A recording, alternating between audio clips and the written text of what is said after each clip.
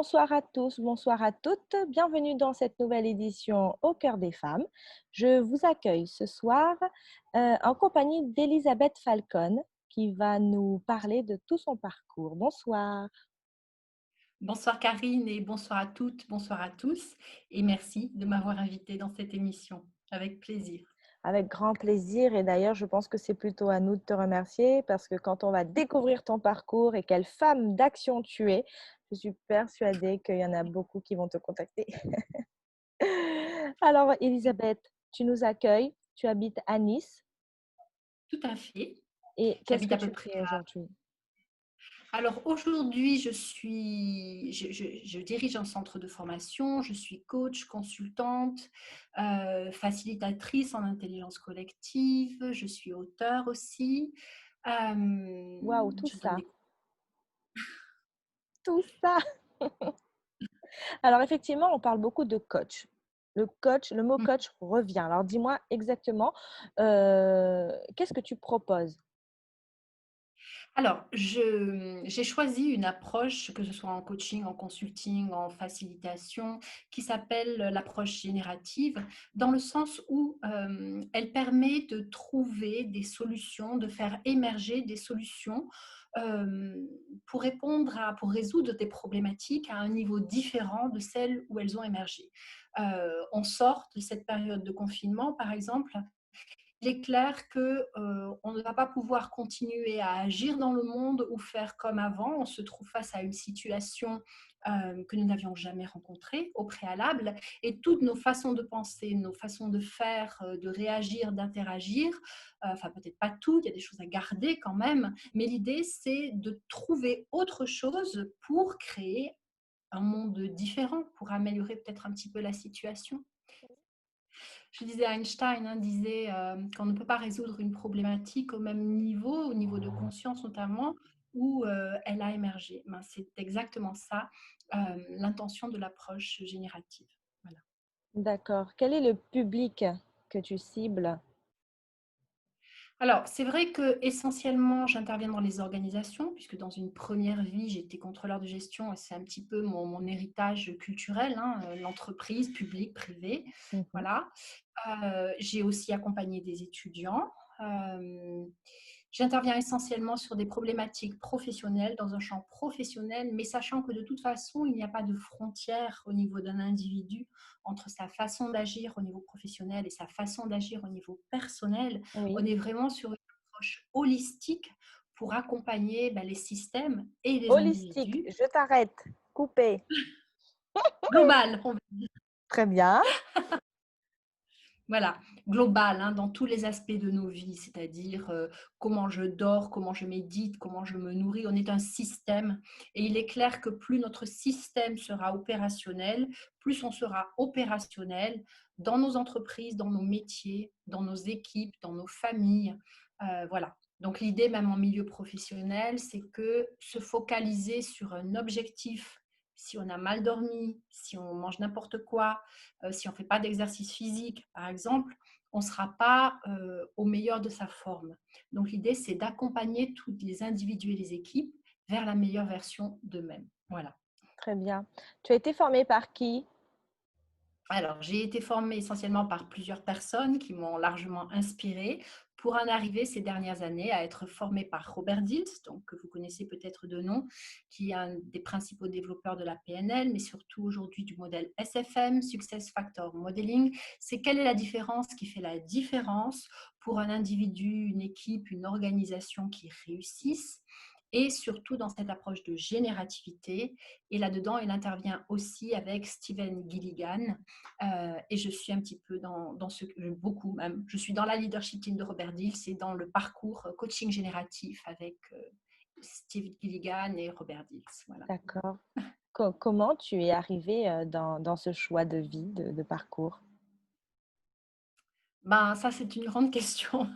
Je me souviens de Karine qui m'avait interviewé 6 ans au préalable et c'était déjà au cœur de nos conversations. C'était génial.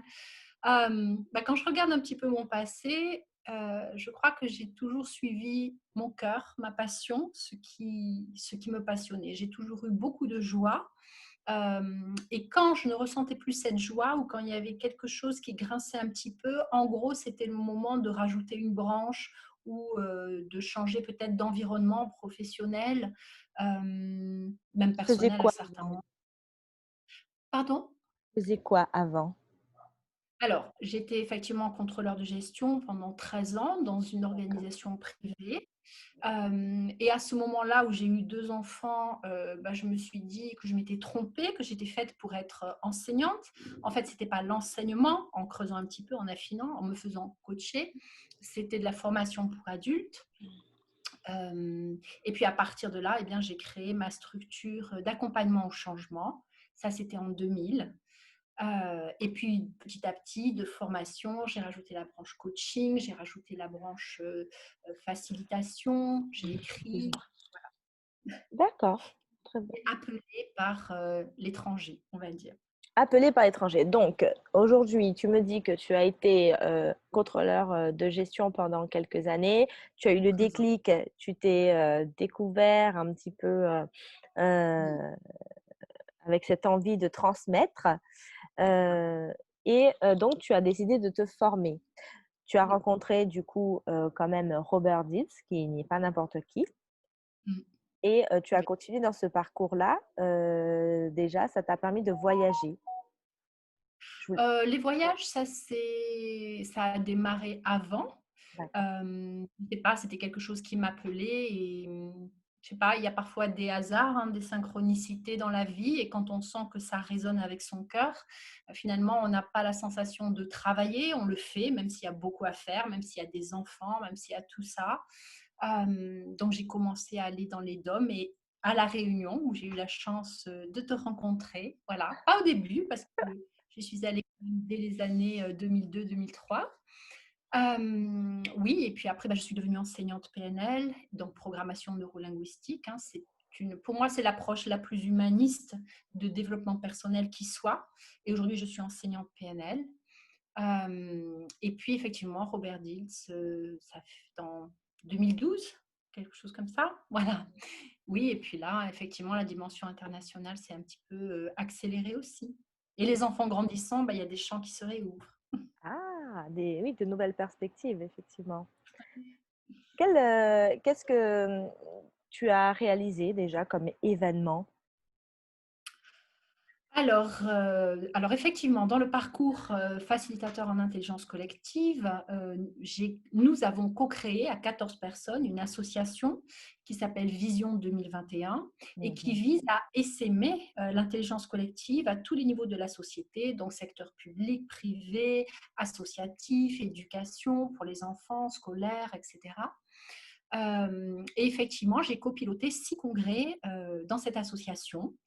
Là, nous avons été plusieurs à passer le relais, c'est juste, hein, il faut que les systèmes vivent et se nourrissent d'autres personnes et nous avons besoin de nous nourrir d'autres lieux, d'autres personnes.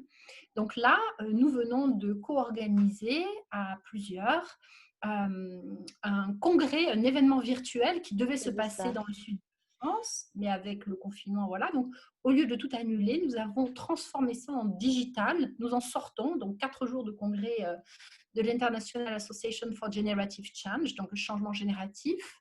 Et c'était extraordinaire, puisqu'en virtuel, il y avait 23 nationalités, plus de 150 Oh, purée. personnes.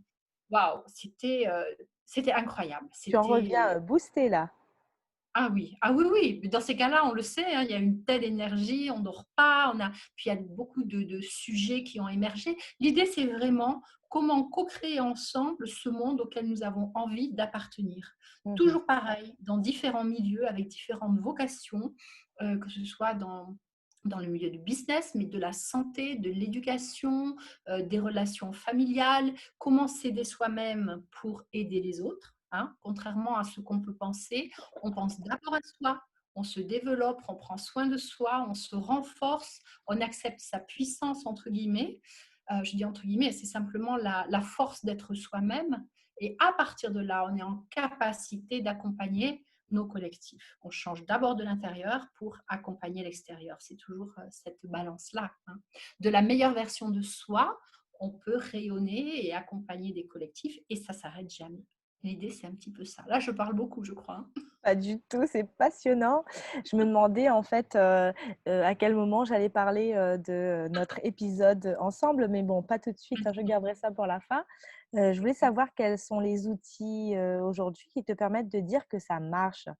Que effectivement de se faire accompagner, non seulement, c'est une décision personnelle, parce qu'il y en a plein à qui tu vas dire, essayer de demander de l'aide, de se faire accompagner. Tout de suite, on a l'impression de dire, que, on est fou, on est, voilà, on est malade, alors que, essayer de se trouver, et de faire appel à un coach, à quelqu'un qui nous accompagne, qui nous facilite les choses. Aujourd'hui, c'est de plus en plus répandu et c'est peut-être même très intelligent de le faire. Comment tu sais que ça marche? En toute humilité, de toute façon, hein, il faut, comment dire? Déjà, c'est par le retour des personnes. Quand on voit une personne se révéler, s'épanouir, mettre des actions en place, être bien dans sa vie, c'est pas par les mots, hein, qu'on va le savoir, c'est par le non-verbal, par, ce qui est, visible de la personne. Même vous, je suis sûre que vous pouvez observer certaines personnes qui ont un sourire magnifique, qui sont bien dans leur vie, pleines d'énergie, et puis d'autres qui sont exsangues, qui n'ont pas envie de parler, qui sont mal dans leur vie, dans leur couple, dans leur famille, etc. Donc déjà, c'est ce type d'indicateur. Et de toute façon, que ce soit en coaching, en facilitation, un accompagnement d'équipe ou d'étudiants, c'est la personne ou l'équipe qui va mettre en place des indicateurs. Donc à partir de là, c'est la personne ou l'équipe qui les fait progresser, ces indicateurs. Alors bien sûr qu'en tant que professionnel, on a des pistes, on a des indicateurs, on peut détecter, mettre en place certains outils plus que d'autres, mais après, on suit les personnes et les systèmes avec tout le respect nécessaire, bien sûr. Et on interagit vraiment euh, avec les membres ou d'une équipe ou avec les personnes qui sont en coaching individuel. L'idée pour moi, c'est vraiment d'agir en toute authenticité. On ne peut pas agir dans ces métiers si ce n'est pas en toute authenticité, en toute humanité, de cœur à cœur, et en acceptant, ok, je veux dire, je suis humain et à un moment donné, ben, je ne sais pas et je ne suis pas tout puissant. Donc à la fois, c'est être responsable sur les cursus, les formations, les outils, toutes ces choses-là, l'essentiel venant de qui on est et de ce qu'on a intégré tout au long de nos vies. Ce qu'on apporte au monde en accompagnement ou dans n'importe quel métier quelque part, c'est ce qui vient à travers nous. Et dès lors qu'on se sent, qu'on se pense, pour moi, hein, pour d'autres aussi, mais bon, tout puissant et avec un ego démesuré, là, ça ne pourra pas marcher. Là, l'humilité doit vraiment contrebalancer, je veux dire, équilibrer Mmh. le savoir et cette notion d'être au service d'eux. C'est être au service de l'humanité, de chaque personne, en toute responsabilité. Et après, par rapport à ce que tu disais, Karine, effectivement, les personnes qui réussissent, contrairement à ce qu'on peut croire bien souvent, se font coacher, Oui, demandent de s'il te plaît, s'il vous plaît, j'ai besoin merci de d'aide. préciser. Ça Il faut fait avoir partie une de la réussite, hein. Je reprécise, je souligne parce que tu vas le dire. La plupart du temps, parce que Elisabeth vient de le redire encore, les personnes qui réussissent, c'est des personnes qui arrivent à prendre conscience qu'elles ont besoin d'aide. absolument, absolument. Et voilà, donc à partir de là, à partir de là, je ne sais pas, c'est une rencontre en humanité. C'est surtout quand on choisit une personne pour nous accompagner qu'il y ait vraiment une résonance. C'est rencontrer plusieurs professionnels, plusieurs coachs, plusieurs accompagnants et voir là où on se sent le mieux, faire confiance à son intuition. Ce ne sont pas les mots qui doivent nous convaincre, c'est ce qu'on ressent d'une personne, c'est l'alignement que la personne peut dégager. Quelle est Voilà. la problématique que tu rencontres le plus souvent? Waouh. C'est vaste Alors, quand comme c'est au niveau des organisations, on va mmh. dire, très souvent, il y a une question il y a des problèmes de communication. On a l'impression de parler, mais en fait, on ne met pas tous la même chose derrière le même mot. Donc voilà, c'est vraiment prendre un grand soin de toute cette dimension de communication. À l'heure actuelle où les choses vont très, très, très, très vite, hein, dans la société, où on est en transition, où, voilà, une entreprise peut réussir très vite et puis, Oui, tomber du jour au très vite. lendemain tomber, oui. C'est pouvoir passer d'une dimension, cognitive, cerveau, à une dimension, où toutes les intelligences sont, confondues, donc le cerveau, mais surtout le cœur et la relation. L'essentiel va passer par là. Donc c'est aider les personnes et accompagner les équipes pour qu'elles lâchent le cognitif et qu'elles accèdent à une autre façon de faire en intelligence. Dans nos sociétés, hein, on nous a, comme coupé la tête, là, on pense avec la tête, mais le corps, on l'oublie, le cœur, on l'oublie. Non, c'est pas ça. L'essentiel, 80%, passe par la relation, par le corps, par le cœur. Voilà. D'accord. Donc, toi, tu accompagnes autant une femme qui n'arrive pas à quitter son mari violent, autant un homme qui a du mal à redresser la barre dans son entreprise parce qu'il a mis un management certainement archaïque ou qui ne correspond pas. Tu interviens vraiment sur tout type de problématiques Euh, euh, je suis plus sur des problématiques professionnelles quand professionnelles. même que sur des problématiques vraiment intimes et plus de coaching de vie, on va dire. Moi, hein, j'estime, j'ai un background, j'estime que par rapport à certaines problématiques, une dimension de psychothérapie est nécessaire. Je suis formée à la psychothérapie brève par la PNL. Pour autant, je pense qu'il y a besoin de personnes qui ont un background plus approfondi que celui-là. Et par choix personnel et par rapport à ma vie personnelle, par rapport à ce que j'ai traversé, ce ne sont pas les problématiques qui me sont le plus faciles ou accessibles ou qui viennent le plus souvent vers moi. Hmm, Voilà, il y a ça aussi, hein. très bien, On a vraiment à soi ce qu'on emmène au monde quelque part. Donc, où est la bien sûr. résonance? Et c'est là que nos champs d'intervention vont se diversifier aussi. Alors justement, tu m'amènes à poser la question, puisque tu es plus sur le côté professionnel et que nous sommes dans l'émission Au cœur des femmes du monde, les chefs d'entreprise euh, au féminin, euh, voilà, on va dire ça comme ça, aujourd'hui font beaucoup appel à toi ou pas? Alors oui, Et mais pourquoi? j'ai la parité, hein, j'ai autant des hommes que des femmes. Mhm. Alors au niveau des femmes, c'est essentiellement cette problématique, Ah, je suis femme, je suis mère, je veux prendre soin de moi, je culpabilise. Ah, la culpabilité, c'est terrible. Je veux être parfaite, madame parfaite. Alors là, j'ai rencontré une femme extraordinaire qui madame parfaite, elle fait tout un accompagnement sur ce thème, voilà. oui. Heu alors et c'est l'idée, comment je fais avec tout ça? Donc c'est vrai que ce sont souvent des femmes, en poste, en entreprise. Hem, Comment j'arrive à concilier? Comment j'arrive à déléguer? Donc l'organisation du foyer et l'organisation du travail. Oui, et surtout, se donner le droit. C'est pas parce qu'on est femme, et j'adore, j'ai 2 filles, je les adore et je m'en suis occupée, elles sont grandes, mais elles là, c'est une relation de femme à femme. C'est pas parce qu'on est femme qu'on doit être les seules à s'occuper de nos enfants. C'est ça, je suis pas féministe, hein, mais il y a un équilibre effectivement. Puis les hommes, je dirais, ont aussi le droit et le bonheur de s'occuper de leurs enfants. Et à un moment donné, peut-être que d'un côté, il faut aussi lâcher prise sur la culpabilité, la responsabilité, et poser qu'il doit y avoir une parité, un équilibre. Après, moi, en entreprise, j'ai été confrontée à des questions du style, mais est-ce que vous voulez un autre enfant dans le sens, vous n'aurez pas cette promotion ou on ne va pas vous embaucher. On peut aussi être femme et assumer tout ça, et personne n'a à nous faire ce Discrimination. genre de... Enfin, ce sont des mises en difficulté, on va Oui, dire. oui, oui. Euh, donc, c'est comment on récupère son pouvoir par rapport à ça. Eh bien, ça, Peut-être c'est que vous... génial.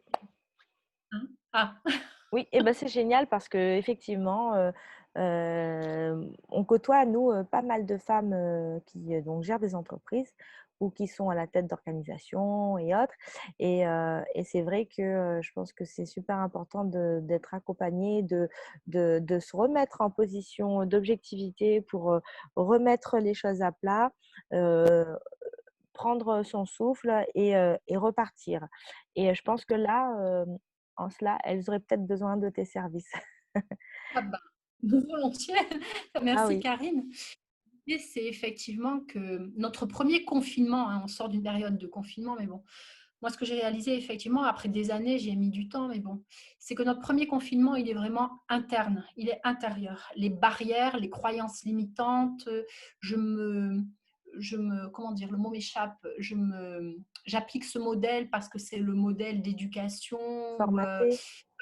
voilà, on avance. Chacun de nous, chacune de nous avance en conscience par rapport à une époque, par rapport à des expériences de vie et surtout par rapport à qui nous sommes. Et le Mm. modèle qui convient à une personne ne va pas systématiquement correspondre à une autre personne. À partir de là, c'est comment je fais moi, femme, mais même homme, pour devenir qui je suis, me donner le droit d'être qui je suis, surtout et surtout d'avancer en conscience et de, comment dire, c'est quand vous êtes bien aligné avec vous-même que vous arrivez à être bien pour les personnes qui sont autour de vous, pour vos enfants, pour vos conjoints éventuellement, pour Alors, être dans la pour reprendre société. le terme aligné, tu peux préciser?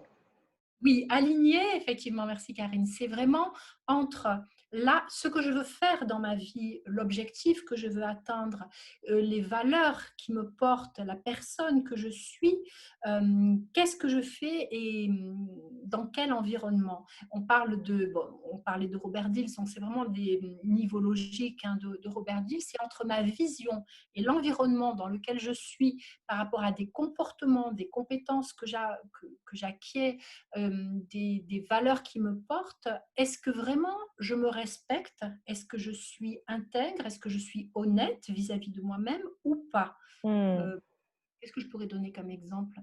euh, Par exemple, c'est difficile là, par exemple, je donne parfois des cours, hein, dans une école de commerce et j'avais une jeune femme qui était là parce que papa et maman l'y avaient envoyée. C'était très honorable. Mais bon, cette jeune femme, elle, rêvait d'aller soigner des animaux en Afrique. Il est clair qu'elle n'a pas mis en place les compétences Oh mon Dieu, nécessaires pour apprendre le commerce, tout ça. Donc voilà, un travail c'est sur clair. l'alignement a fait qu'elle est partie de l'école de commerce, effectivement, et qu'elle est très heureuse. Donc c'est Alors, comment je est-ce que me... je peux résumer alignement et tu me corriges, tu me reprends là-dessus? Est-ce que c'est savoir du coup ce qu'on veut à l'intérieur? Donc, être en cohérence avec ce qu'on pense, ce qu'on Oui, dit et ce qu'on fait. voilà, c'est très bien dit, D'accord. bien sûr. C'est ça Et quelque bien part. voilà. Souvent, ce qui est difficile, c'est qu'est-ce que je veux, qui je suis, hein, c'est la première réflexion. Et sachant qu'en fait, l'idée, c'est d'une direction générale, parce qu'au fil de la vie est longue, la vie est belle, 5 ans, 10 ans, 15 ans, 20 ans, on ne va pas faire la même chose tout le temps, on va rajouter des talents, des branches. Il y a un fil conducteur, Walt Disney, par exemple, disait, je ne sais pas ce que c'est, mais c'est grand et ça brille. Et ben voilà, il a jamais dit je vais construire X parc, il y aura X films, Oui, oui, etc. Hein. effectivement. D'accord, je vois le truc. Bon, bah, en tout cas, mesdames, là, vous avez quand même quelques clés, quelques réponses. Tu as peut-être un petit conseil pour toutes ces femmes qui n'osent pas aujourd'hui franchir le pas de faire ce qu'elles ont envie. Ben, je ne sais pas si c'est un conseil, mais enfin, c'est un partage de ressenti et d'expérience, on va dire. C'est Oui. délicat de donner des conseils. Soyez fidèle à qui vous êtes, parce que sinon, avec le temps, c'est votre énergie et votre vitalité que vous perdrez. Et même si c'est difficile de le faire, il est encore plus difficile de ne pas le faire. Et au fil du temps, euh, ben, il y a, On s'oublie, on perd notre énergie vitale. Voilà. Et mm, ça, c'est précieux. on s'épuise, effectivement. Comment on arrive aujourd'hui à se choisir? J'ai vraiment envie d'aller en profondeur. Comment on arrive à se choisir? À se donner la priorité, tu Oui. veux dire? Oui. Mhm. Hem, Parce qu'à côté, je te laisse réfléchir, parce qu'à côté, il y a le mari qui veut ça, parce qu'à côté, il y a les parents, la maman a toujours dit ça, le papa a toujours dit ça, les frères et sœurs regardent et vous jugent, parce que la société vous montre ça, parce que à l'école, on a appris ça, alors qu'au fond, il y a une petite flamme qui brûle et qui a juste envie d'émerger et de prendre toute la place. mais Oui. on n'arrête pas de la camoufler pour les autres. Heu, je dirais qu'il y a peut-être 2 voies. La première voie, et c'est la plus souhaitable, c'est celle où en fait cette flamme est tellement péremptoire que de tout jeune, on va la suivre. Et on a des exemples, hein, il y a plein, on peut avoir des enfants. Enfin, moi j'ai 2 filles, il y en a la seconde est vraiment là-dedans, bon voilà, et c'est très bien. La deuxième voie, c'est celle où en fait, on ne l'écoute pas cette flamme parce que tout ce que tu viens de dire, Karine, sauf que petit à petit on meurt. Et là, il y aurait encore 2 voies. C'est que soit vraiment on plonge et ça va pas, soit qu'à un moment donné dans la vie, il y a comme une rébellion, Mmh. il y a La une crise de la énergie trentaine, la crise de la quarantaine, la crise de la cinquantaine. et l'essentiel, c'est qu'elle arrive à mon sens. Ah bah oui. Ah oui, enfin, pour moi, c'est une preuve que la vie est là, hein. C'est la vie qui se matérialise. Moi, c'est cette voie, hein, de toute façon, que ça a été la mienne. C'est la plus belle parce qu'en fait, on se rend compte que, en devenant soi-même, bien sûr que les autres vont, vous juger, vous critiquer, peut-être vous rejeter et toutes ces choses-là, sauf que quand vous êtes vous-même, vous dégagez tellement autre chose que là, bah, peut-être qu'il y en a qui auront tourné le dos, mais il y en aura d'autres aussi qui seront toujours là et qui vous diront: «Je comprends et j'avais tort». Et peu importe au bout du compte, parce que vous, en vous, vous sentez que vous êtes tellement aligné. C'est votre voix, c'est ce que vous êtes venu amener sur cette terre. Donc, à partir de là, tout va bien. Votre force devient exponentielle.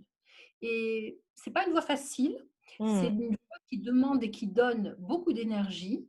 Il y a le voyage du héros, hein, donc c'est Robert Dills, aussi Gilligan, mais c'est beaucoup plus ancien que ça. Hem, c'est l'idée qu'on a tous un appel. Il y a quelque chose qui nous appelle dans la vie. Et là, il y a la voie, soit je reste au village, hein, soit je reste dans la société, dans la communauté, j'en sors pas, mais petit à petit, je m'étiole. Après, il y en a certainement à qui ça va correspondre et c'est tant mieux. L'essentiel, c'est de trouver sa voie. Il y Mmh. en a qui vont tout envoyer balader, c'est la voie du rebelle. C'est la voie, je pars du village, mais là, c'est le désert si je rejette tout.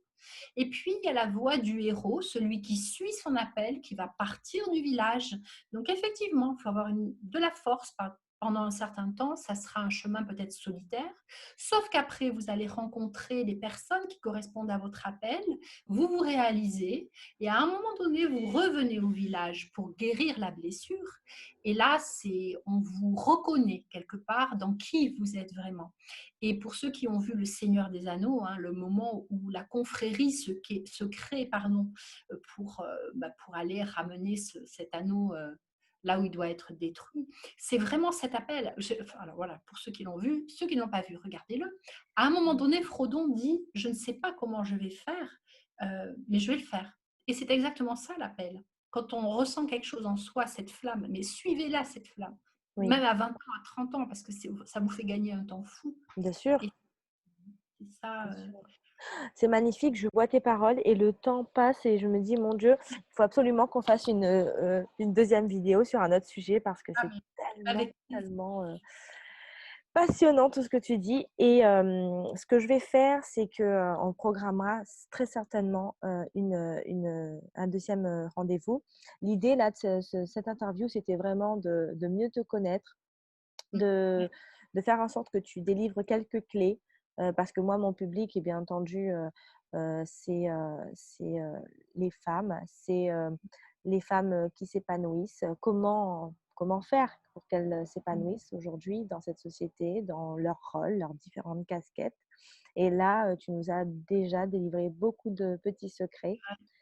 Est-ce que, pour, conclure, tu peux nous donner, peut-être, un de toi, tes petits rituels ou tes petits secrets qui fait que, je ne sais pas si tu as un petit truc à toi? Heu, J'en ai plusieurs. Hem, je cours très régulièrement et j'essaie de courir tous les matins. Ça fait vraiment, monter le niveau d'énergie. Je peux me lever à 5 heures du matin pour aller courir, hein, mais je vous assure qu'après la journée, elle est très bonne. Je médite, je prie.